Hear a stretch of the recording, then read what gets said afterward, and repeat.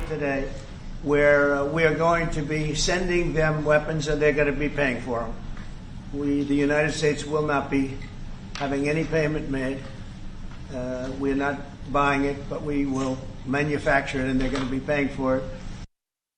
President Trump seemingly running out of patience with Russia, vowing billions of dollars worth of weapons for Ukraine at an Oval Office meeting Monday with NATO Secretary General Mark Rutte. The president stressed that the U.S. would only play a manufacturing role and that Ukraine would have to buy the weapons. Just, they're paying for everything. We're not paying anymore. We have an ocean separating us. I said, we have a problem. We make the best stuff, but we can't keep doing this. And Biden should have done this years ago. He should have done it from the beginning, but he didn't. He didn't know he was there. Trump also vowing to impose secondary tariffs on Moscow and its business partners if it doesn't reach a peace deal with Ukraine within 50 days. However, in an unusual twist, the president's decision actually united some Democrats and Republicans. California Democrat Ted Lieu posted this to X. I support President Trump's decision to send Patriot missiles to Ukraine. I urge the Trump administration to make the full decision to a win. The only way to get Putin to the negotiating table is for Russian troops to lose on the battlefield in Ukraine. And here's South Carolina Senator Lindsey Graham on Fox last night. Been trying to get Putin to the table. He believes Putin is playing him, and he changed the game today. It is good for the American economy, these factories that exist in America that make weapons. He also told Putin, I'll give you 50 days to end this war. And if you haven't come to the peace table to end the war by 50 days, in 50 days, I'm going to put a 100% tariff on all the countries that buy your oil and gas and defund your war machine. Meanwhile, some in the America First wing of MAGA do seem to be wary with the new deal with NATO. Georgia Congresswoman Marjorie Taylor Greene took to X yesterday, writing in part, opposing U.S. involvement in Ukraine was one of the most popular issues during the 2024 campaign, especially in Lindsey Graham's own hometown. I haven't changed. I remain firmly opposed to any U.S. involvement, including backdoor deals through NATO, which American taxpayers overwhelmingly fund. I appreciate Marjorie Taylor Greene's perspective. Like her, I want to end the war between Russia and Ukraine and most of all, get the U.S. not involved in it. Now, that said, I think I do agree with this version of the Trump policy. If Ukraine wants to buy our weapons or NATO wants to buy our weapons, that's perfectly fine. I don't have any problem doing business with them. I just don't want to be bailing out everyone in the world and having American taxpayers pay for it. But if they want to buy our weapons, that's fine. It's a just cause. It's just that I don't want the U.S. government involved in it. I don't want American taxpayers paying for it. I don't want to give Ukraine false hope that they can repel Russia from their country and, single-handedly win this war with our overwhelming military charity. But if they want to buy it, I'm all for that. I have no problem with that. So I agree with Trump. I'm glad he's doing this, and I'm glad he's playing hardball with Putin with the goal not of defeating or overthrowing Putin, but with the goal of having a more favorable negotiation. I agree with it. I'm fine with this. I am glad that he's playing hardball with Putin. About time. Mm-hmm. Finally, you come into some consensus that people, I think on the left have been saying for a while, is that Putin is completely mocking you after 3 phone calls and no change whatsoever. Actually, a barrage of missiles going to Ukraine after speaking to President Trump, which shows an utter disrespect for our president and our country and us as a superpower, essentially mocking Trump in front of the whole world.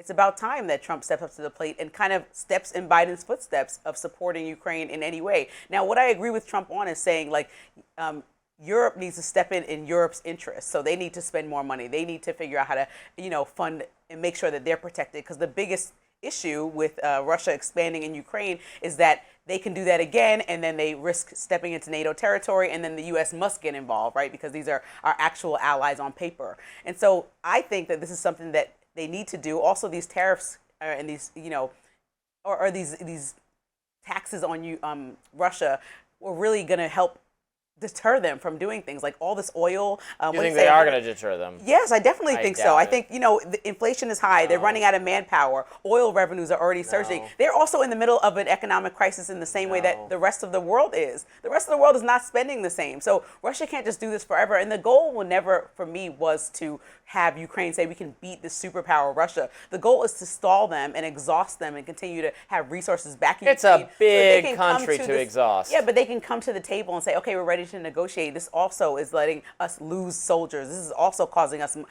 us money. Right, It's but worth Russia it is to willing actually- to lose a lot of soldiers. That's But I think the everyone problem. has a breaking point where it's like, okay, we're not turning this into a nuclear think? war, so what's next? Well, And not- I think I if hope we we're would have not had in a nuclear war. right, but if we would have had a backbone earlier, maybe this would have ended earlier. Now that we're giving Russia 50 days, maybe if we would have given 50 days in January, then we would have had a real solution like he promised on the campaign trail. History didn't begin in January. No, but that's when we had a new president. What do you mean backbone? Well, you're right, but That's when we had a new president. He's not. President Biden had no plan for Ukraine to actually win this war. He had rhetoric in their defense that made them feel empowered to pursue their muscular defense of their country, and that there will be no end in sight to support from the U.S. That is what Biden and his State Department made it seem like to Ukraine. We did do sanctions on Russia. They had not enough of an effect. I mean, the Russian government is sadly very willing to sacrifice huge numbers of people. This has been historically true of the nation of Russia. In World War II, they threw, I mean, for the just cause of defeating Nazi Germany, of defeating Hitler, they lost thousands and thousands of cannon fodder. They burned down their own cities when Napoleon invaded in the Napoleonic Wars. So I'm not really confident in this idea that we can exhaust them or that they have some breaking point.